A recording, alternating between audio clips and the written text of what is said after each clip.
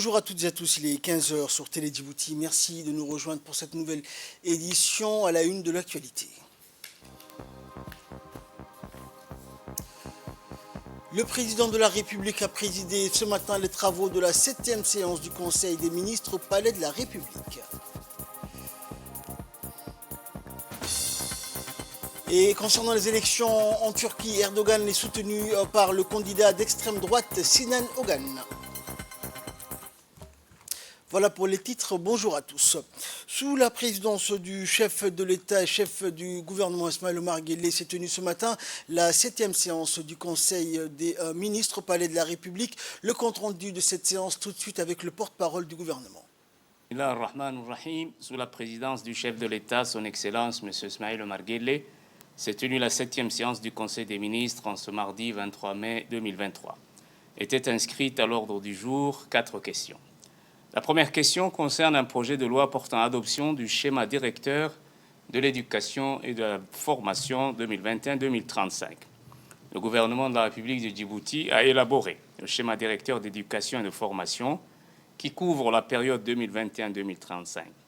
Ce schéma est accompagné par les outils de pilotage et de mise en œuvre suivants. Un plan d'action d'éducation et de formation 2021-2025. Ce document stratégique de planification sectorielle a été élaboré aussi donc en collaboration avec le ministère, entre le ministère de l'Éducation, le ministère de l'Enseignement supérieur et celui de la Femme, sur la base d'une approche participative où tous les acteurs du secteur de l'éducation ont été consultés et impliqués aussi bien dans la phase de préparation que dans la conception de ce plan. Il est conforme aux orientations stratégiques définies dans le plan national du développement pour le secteur de l'éducation, pour la valorisation du capital humain. Les défis les plus importants relèvent de la consolidation donc de l'accès à l'éducation et surtout le défi de parvenir à une école inclusive de qualité. Le ministère de l'Éducation doit déclarer donc en 2025 0 enfant en dehors de l'école primaire. Pour les enfants qui restent en dehors de l'école, le schéma directeur 2021-2035 préconise un programme accéléré d'éducation sur une période de 3 ans. La stratégie d'intégration progressive des enfants à besoins spéciaux est clairement définie dans ce plan.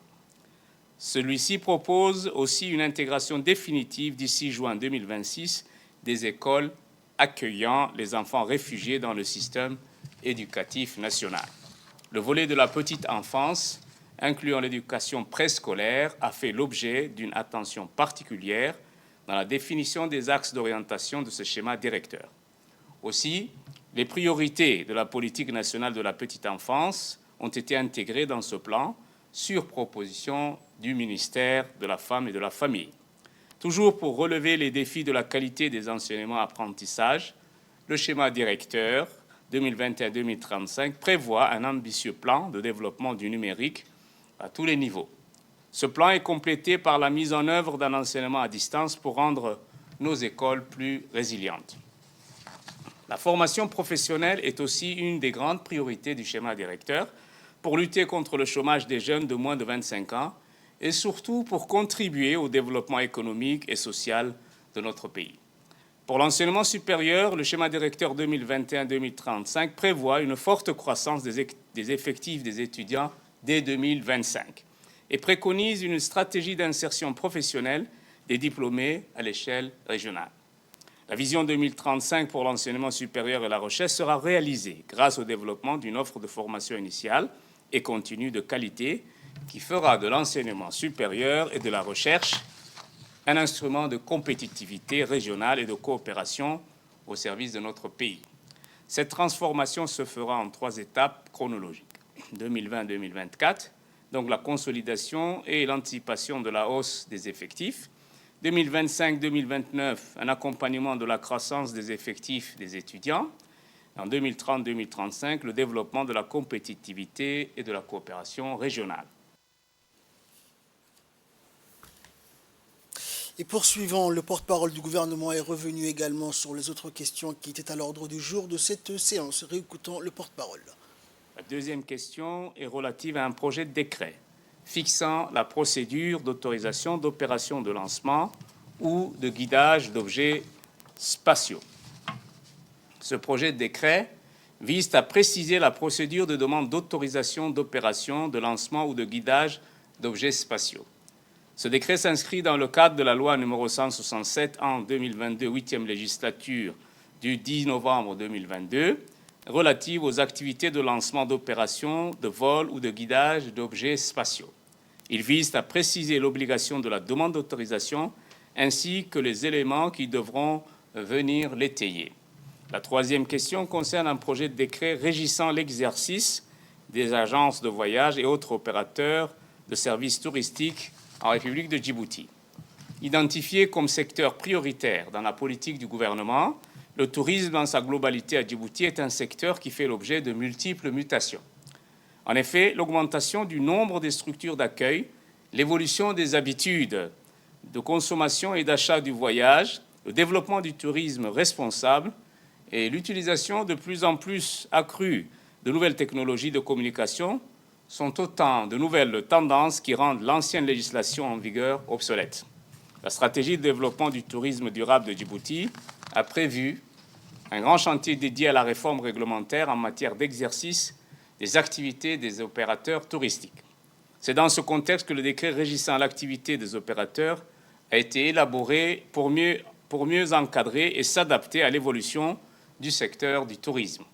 En améliorant les conditions d'accès et de gestion de l'exercice d'activités touristiques, en établissant un système de classement des licences d'exercice des activités des opérateurs touristiques et des responsabilités impliquées, en garantissant la sécurité et la transparence de l'offre et des produits touristiques proposés aux voyageurs.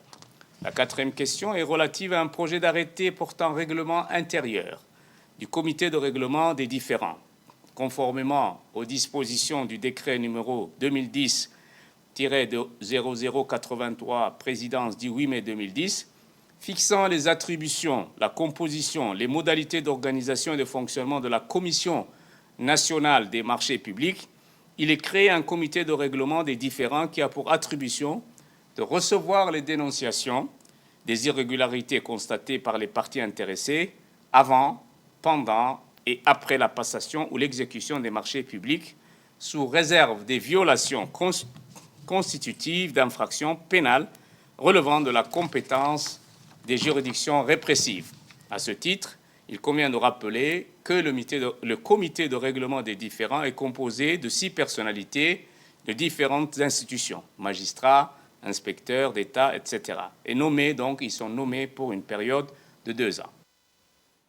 Dans l'actualité également, la représentation nationale contribue à travers la vulgarisation des travaux parlementaires à la sensibilisation et à l'éducation des jeunes écoliers et écolières de l'école de la Nativité. Suite à une invitation du président de l'Assemblée nationale d'Ileta, Mohamed Ileta, une cinquantaine d'élèves du CM1 de l'école de la Nativité et leurs corps enseignants et pédagogiques ont pu se familiariser le temps d'une matinée avec les activités, le rôle et la place du législateur. C'est avec l'appui logistique et l'expertise technique du secrétariat général de l'institution parlementaire djiboutienne que 50 des forces vives de demain ont déambulé dans les arcanes de l'Assemblée nationale, profitant outre l'hospitalité du président d'Ileta, accompagné pour l'événement de son collègue Saleban Daher Bile, secrétaire du bureau de l'Assemblée, et de la contribution du secrétariat général sous la conduite d'Ismaël Goulal Boudine, des explications fournies sur les contours du travail des députés. Le groupe scolaire, en dernier lieu, pu, avant de se restaurer, faire des photos de groupe. Et tout au long de cette sortie pédagogique, les jeunes et leur encadrement éducatif ont pu profiter des échanges avec leurs interlocuteurs, leurs différents guides côtoyés dans leur tournée pour parfaire leurs connaissances à propos de l'institution parlementaire et de ses contributions à la démocratie et à la bonne gouvernance.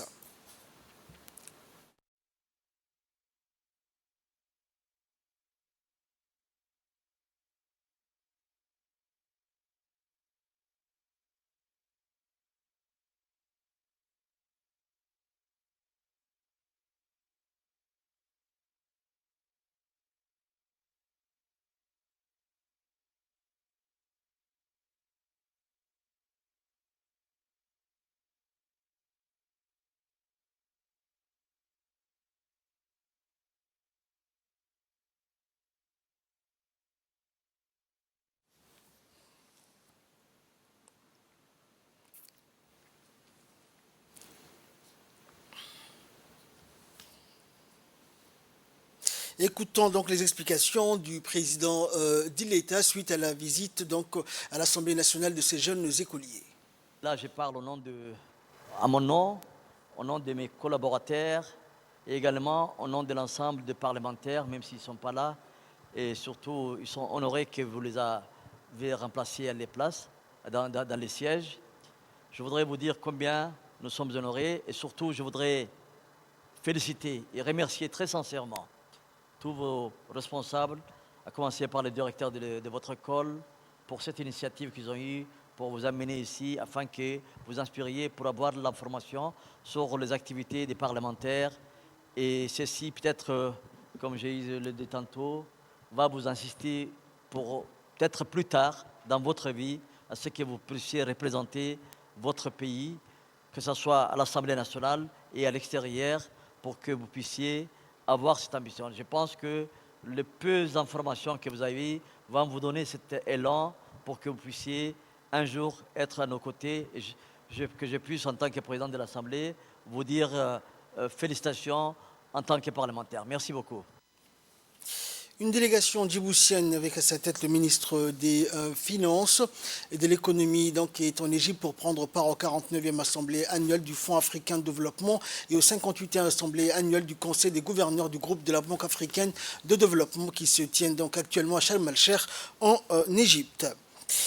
Les travaux de la Commission de la Jeunesse et des Sports de l'Océan Indien, dont le coup d'envoi a été donné donc hier par le ministère de la Jeunesse et de la Culture, se sont poursuivis aujourd'hui. Rappelons que cette réunion des experts de la Commission de la Jeunesse et des Sports de l'Océan Indien se tient à Djibouti du 20 au 24 mai. La CJSOI est une commission intergouvernementale créée en 1988 qui a pour objectif de promouvoir l'amitié et la fraternité entre les jeunes des pays membres défavorisés, le développement de la coopération régionale à travers la promotion du sport et de la jeunesse. C'est la réunion des experts de la commission qui va durer donc 3 jours, va porter sur des échanges et des discussions sur l'organisation et la programmation de la 13e édition qui se tiendra en 2025 aux Seychelles. Le budget prévisionnel de 2020-2024 a été également au menu des discussions donc de la réunion. La réunion des experts a vu la participation potentielle et préventielle et par vidéoconférence de nombreuses délégations que sont l'Union des Comores, Madagascar, Mayotte, Maurice, La Réunion, les Seychelles et bien sûr Djibouti.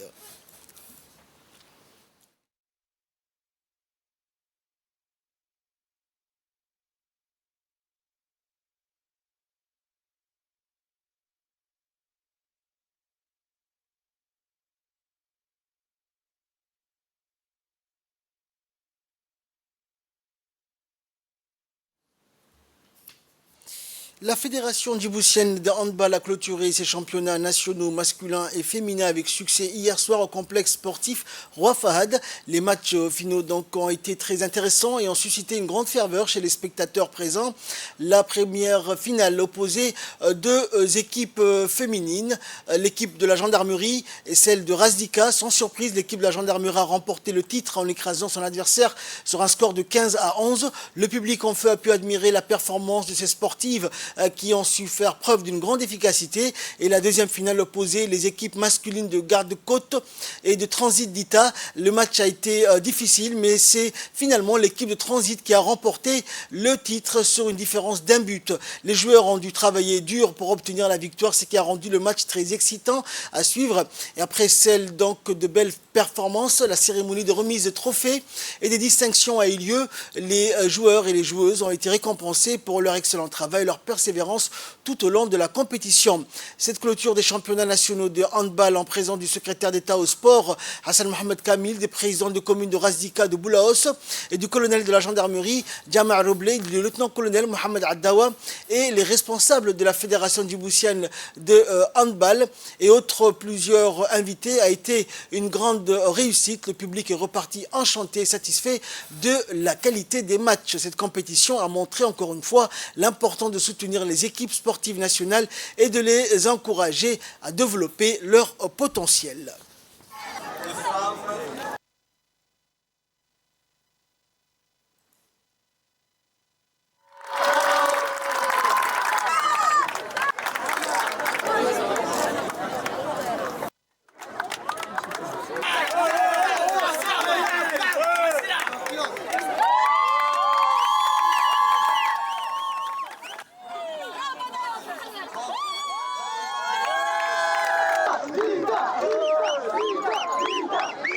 L'équipe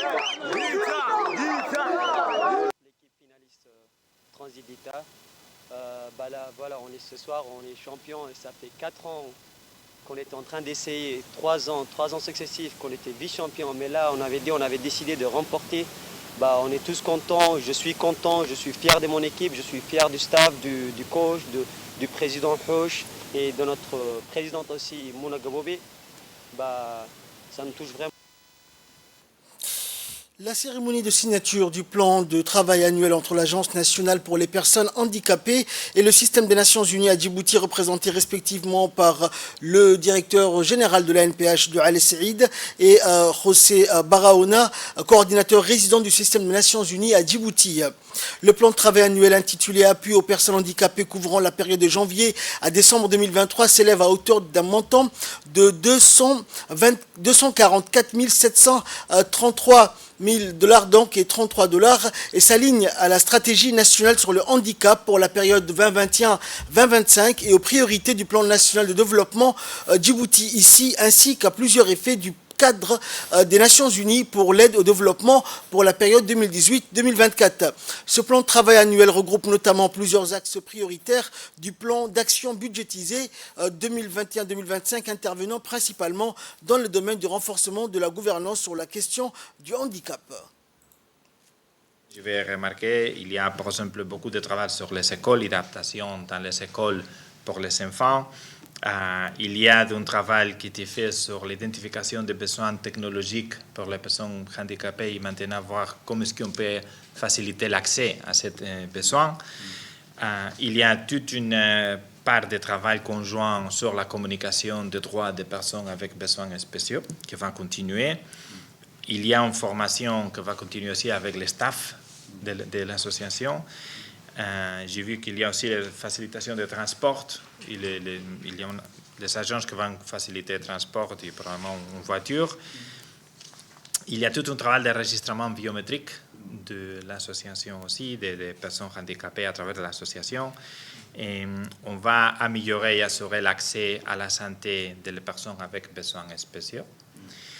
Et l'AIOM aussi va travailler avec les besoins on travaille avec les migrants, mais entre les migrants, il y a aussi des personnes avec besoins spéciaux et des handicapés, et il faut aussi faire attention à leurs besoins spécifiques. Et on va continuer à travailler avec les soutiens économiques et les soutiens pour les activités économiques des petits business des personnes avec besoins spéciaux et handicapés. Et il y a des autres activités aussi. Je veux dire que ça qu'on va assigner aujourd'hui, toutes les listes d'activités qui sont enregistrées, sont avec des ressources déjà confirmées pour les Nations Unies. Le directeur général de l'administration, Salah Alouane, secrétaire général du MENFOP par intérim, a parrainé la cérémonie d'ouverture d'un atelier de formation sur le renforcement des capacités des enseignants arabes qui s'est tenu aujourd'hui au centre de formation des enseignants de l'enseignement fondamental Omar Guelleh Ahmed. L'objectif de cette formation est de renforcer l'utilisation des TIC et des ressources numériques dans l'enseignement de la langue arabe. Cette session de formation organisée par le MENFOP en collaboration avec l'Organisation du monde islamique pour l'éducation, les sciences et la culture, l'ICESCO, va durer 4 jours et bénéficiera à plus d'une 50aine d'enseignants de langue arabe de l'enseignement de base. Cette formation permettra aux participants de renforcer leurs connaissances et leurs compétences dans des domaines aussi variés que les outils, les applications numériques, concourant vers le renforcement de leurs capacités pédagogiques. Dans un mot de bienvenue, la directrice générale du centre de formation a exprimé ses sincères remerciements à l'ICESCO pour son appui à la formation des enseignants pédagogiques, des encadreurs et des formateurs du centre de formation dans un domaine aussi névralgique que les technologies de l'information et de la communication. Organise une formation axée sur les compétences numériques destinée aux enseignants arabisants. Cette formation durera 4 jours. Comme vous le savez, le ministère de l'Éducation nationale a introduit l'enseignement numérique dans les nouveaux programmes. En réponse aux exigences de cette réalité, le ministère de l'Éducation nationale, en collaboration avec l'ICESCO, organise cette formation. Et dans le dossier de cette édition, nous allons parler au logement, notamment les différentes réalisations de la Fondation Droit au logement Ismaël Omar Guelleh dans la sous-préfecture de Holhol, dans la région d'Ali Sabir. Regardez, c'est un document de la rédaction.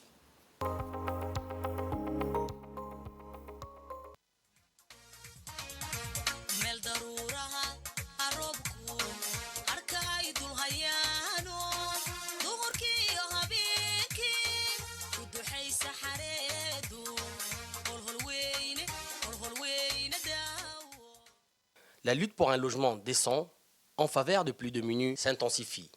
Après la capitale et les chefs-lieux, on s'attaque depuis peu au mal logement dans les petites villes ou villages comme ici à Holhol. La politique d'accès au logement a pris de l'ampleur avec la création il y a 6 ans de la Fondation Ismaël Omar Guelleh consacrée à ces droits. Depuis 2017, ce sont des centaines de logements sociaux qui ont été construits par cette fondation, dont la contribution à ces jours au projet du gouvernement de même nature reste très significative, en particulier en faveur de la couche sociale la plus vulnérable.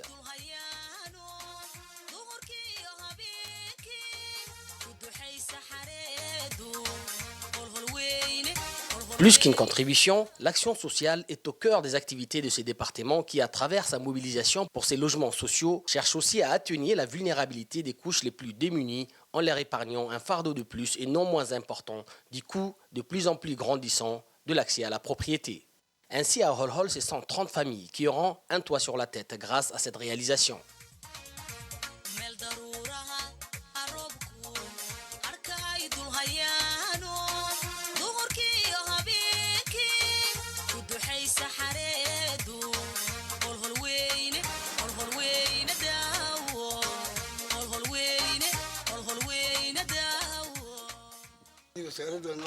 En tournant ces images, nous avons croisé Youssouf Ahmed, qui travaille sur les sites et qui fait partie des futurs et réseaux occupants. Il décide de nous emmener dans son actuelle maison, qui fera désormais partie du passé. Père des 10 enfants, il occupe depuis plus de 20 ans ce logement des fortunes. Entre subvenir aux besoins primaires de sa grande famille et lui construire une maison, les choix étaient évidents pour lui. Il a continué ici en enchaînant des petits travaux comme journalier. Dernièrement, il était gardien du chantier tout juste achevé des logements sociaux. Pour Youssouf Ahmed et sa famille, bénéficier de sa nouvelle maison constitue une bouffée d'oxygène, car cet appui lui ôte un poids énorme, aussi bien financier que psychologique. Avant d'être gardien du chantier, j'exerçais diverses tâches. J'ai porté des charges, j'ai travaillé dans les boutiques et toute autre activité qu'on m'a proposée pour que je gagne quelque chose. C'est comme ça que j'ai élevé mes enfants. Vous voyez comment je vis, j'ai été très heureux d'apprendre que j'ai été retenu pour la maison. Celle d'ici, les conditions dans lesquelles nous vivions. Nous n'avons même pas une latrine, les enfants utilisent celle de nos voisins. C'est très difficile en temps de pluie. Si aujourd'hui on nous permet de changer de vie, nous ne pouvons qu'être reconnus envers Dieu et le président de la République. Youssouf Ahmed et sa famille et tous les autres bénéficiaires ont tous un point commun, c'est celui de vivre dans l'extrême pauvreté. Ces maisons de type F1 extensibles en F3 constituent la chance d'une vie. À travers ces gestes inattendus, la Fondation UOG pour les logements concrétise une fois de plus les rêves de toujours pour l'ensemble des familles retenues et atténue considérablement l'une des charges la plus importante pour vivre décemment. Nous restons dans le sud du pays, notamment en direction d'Ikil tout de suite, où les activités du Festival de l'Unité qui se dérouleront à Ikil jusqu'au 26 mai se sont poursuivies donc aujourd'hui lors d'une réunion qui a eu lieu au conseil régional et qui a concerné la jeunesse issue des différents quartiers du chef-lieu et des sous-localités de la région. C'est sous la présidence du préfet de Ikil, Adan Drar, et du président du conseil régional, Mahad Hussein, en présence du vice-président du conseil régional et des autres responsables de la région qu'a eu lieu cette journée. La jeunesse est fortement mobilisée et a fait preuve d'une implication profonde. Également, on prépare cet événement les jeunes ambassadeurs de la paix nationale issus des autres régions et de la capitale à l'issue de cette journée, afin d'amener donc les jeunes à contribuer donc pour la préservation de la paix, l'unité et la cohésion sociale. Un atelier de formation a été organisé par le conseil régional pour les jeunes ambassadeurs de la paix.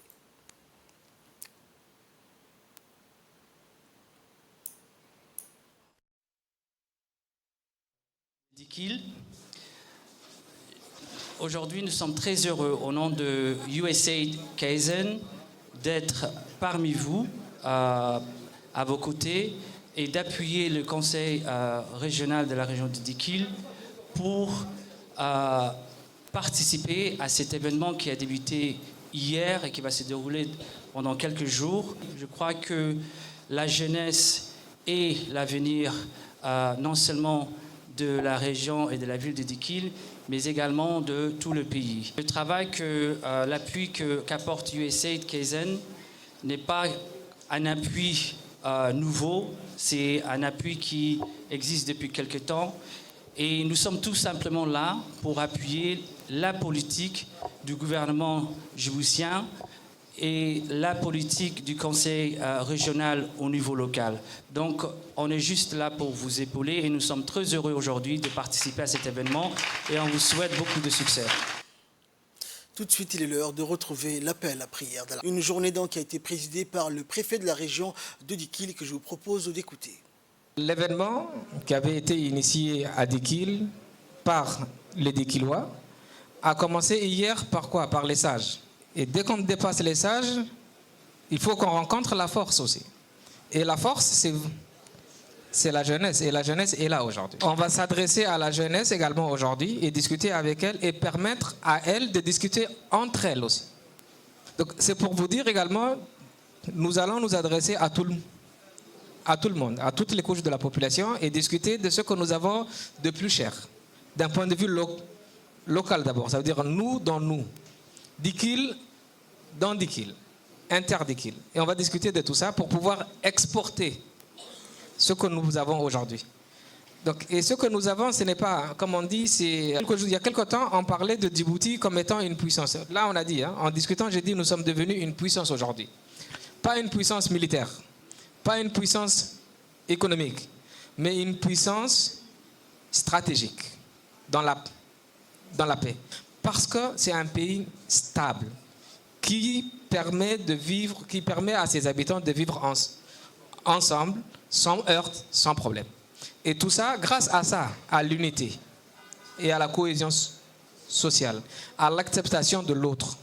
Qu'un autre qui ne soit pas moi vive avec moi et qu'il soit compris et qu'il n'y ait pas de problème avec lui. Ça veut dire le respect de celui-là, le respect de l'autre, le respect de la djiboutienneté. Et c'est ça qui permet qu'aujourd'hui, Djibouti a une image différente. Écoutons également les impressions des participants à cette journée. Aujourd'hui, on est à Dikil pour les festivités, la semaine de l'unité. Donc, l'équipe des USAID, des Kaizen, ils sont là aujourd'hui pour assister à cet événement, pour accompagner le conseil régional de Dikil qui est notre partenaire clé dans notre projet. Donc aujourd'hui, on est dans l'assise avec la jeunesse. Comme on le sait, la jeunesse, c'est l'avenir du pays. Donc aujourd'hui, il y a beaucoup d'échanges entre les jeunes et les intellectuels. Donc tout se passe bien. On remercie le conseil régional pour l'initiative. Merci au conseil régional. Merci pour cet événement. Vive Dikil, vive l'unité, vive la République. Toujours à Dikil, sous l'égide du ministère de l'Agriculture et de la Pêche, avec l'appui technique et financier de la FAO, l'Organisation des Nations Unies pour l'alimentation et l'agriculture, une formation pour les agriculteurs de la région de Dikil s'est clôturée hier, donc dans la ville de l'Unité. Une formation en théorie et pratique qui avait pour objectif de former les agriculteurs et agricultrices de différentes coopératives de la région aux bonnes pratiques des cultures fourragères et maraîchères et des installations des systèmes de goutte à goutte. Cette formation a regroupé une quarantaine de bénéficiaires provenant des 5 coopératives, à savoir la coopérative de As'ila, de Halle, de Mouloud, de Gami et d'Abaïtoua. Ces derniers, donc, la formation interactive a été rythmée par les explications théoriques suivies des démonstrations pratiques, puis cette session de formation a été clôturée par la distribution à l'ensemble des participants de matériel agricole composé notamment donc, de pioches, de pelles, d'arrosoirs, de caisses de récolte et des brouettes. L'ANSSI a organisé un atelier administratif, un projet à la fois futuriste et présent qui marque un tournant au sein de l'administration vers une orientation numérique des services publics dans la région de Tadjoura. Cet événement s'est déroulé en présence des autorités de la région de Tadjoura et d'Obok, dont notamment le préfet de Tadjoura Hassan Dabelé, le préfet adjoint d'Obok Mohamed Awad et Un atelier de formation dispensé donc aux agents durant 2 jours dans le but de mieux les préparer et donc à leur quotidien dans les tâches administratives notamment. La mutation à l'administration publique prendre de par la vision du chef de l'État est un défi majeur et grâce aux nouvelles technologies, l'administration publique sera plus proche, plus performante et plus rapide et plus efficace afin de satisfaire les administrés. Montrer donc les différentes fonctionnalités offertes par les systèmes intégrés de la préfecture afin de traduire sur le terrain de manière efficace ce qui leur a été transmis. Écoutons pour plus de précision l'intervention du préfet de la région de Tadjoura, Hassan Dabali Ahmed. Je tiens à souhaiter à la direction de l'ANSI et son équipe le bienvenue à Tadjoura. C'est pour moi un réel plaisir de prendre part en tant que premier responsable administratif à un projet à la fois futuriste et présent qui marque un tournant au sein de l'administration vers une orientation numérique des services publics, notamment préfectorale, comme vient de le souligner le représentant de l'ANSI ici présent. Nous sommes ravis d'accueillir cet atelier dispensé à nos agents durant 2 jours, ceux de Bok et de Tadjoura, dans le but de mieux le préparer à leur quotidien. Chers participants, la mutation de l'administration publique prônée par la vision du chef de l'État est un défi majeur. Grâce à la nouvelle technologie, l'administration publique sera plus proche, plus rapide et plus efficace afin de satisfaire nos concitoyens. Par ailleurs, je suis convaincu qu'à l'issue de cette formation, vous serez mieux outillés pour faire face aux défis qui vous attendent, afin de traduire sur le terrain de manière efficace ce qui vous a été transmis. Enfin, persuadé que la mise en place du système session de formation, SIPREF, session de formation pour démontrer les différentes fonctionnalités offertes par le système intégré de la préfecture, permettra d'améliorer de manière efficiente notre administration. Sur ce, je déclare l'atelier ouvert. Et dans l'actualité internationale, c'était dans les titres de cette édition, élection turque Erdogan, soutenu par le candidat d'extrême droite Sinan Ogan, candidat qui a recueilli 5% au premier tour de l'élection présidentielle turque et qui a annoncé soutenir Erdogan pour l'élection du 28 mai. Le candidat malheureux au premier tour de l'élection présidentielle turque, Sinan Ogan, a annoncé qu'il soutenait le président Recep Tayyip Erdogan. Troisième candidat en lice au premier tour de l'élection, il a obtenu plus de 5% des voix. C'est exactement ce qui manquait au candidat de l'opposition, Kemal Kilik Daroglu, pour l'emporter face à Erdogan. Sinan Ogan a rencontré les 2 candidats avant de prendre sa décision. Un des 2 partis de son alliance électorale, le Parti de la Victoire, a cependant annoncé que la décision de Sinan Ogan était personnelle et que leur parti annoncerait leur consigne de vote demain. C'est tout pour cette édition. Merci de nous avoir suivis. Excellent après-midi sur Télé Djibouti.